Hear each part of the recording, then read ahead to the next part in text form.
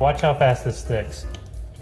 I could leave that alone and it would dry there. Hey guys, today I wanted to go over how we do backsplashes every once in a while. We are in a tight time crunch to get this on here, but we're gonna go over something we've done quite a few times in the past, and it's applying a backsplash with liquid nails. But if you Google it, you can find that they recommend to use liquid nails Fuse It, which is what we have. Once you get it on the wall, it's stuck and it's not coming down, and we'll pan around here and you can see everything that we've done so far.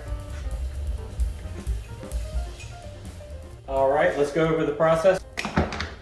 We're going to take our liquid nails Fuse It, put a small dab on each tile. It's a little bit tedious, but it goes pretty quick. Like I said, liquid nails Fuse It, and we're just going to pick up the tile. Generally in the right spot, because you do have some wiggle room with it, and we're going to stick it to the wall. Watch how fast this sticks. I could leave that alone and it would dry there. But we're gonna go ahead and go through and we're gonna press down on each tile. Now if you had larger format tile, this wouldn't be so tedious, but with the smaller stuff, we like to make sure that every individual tile is stuck.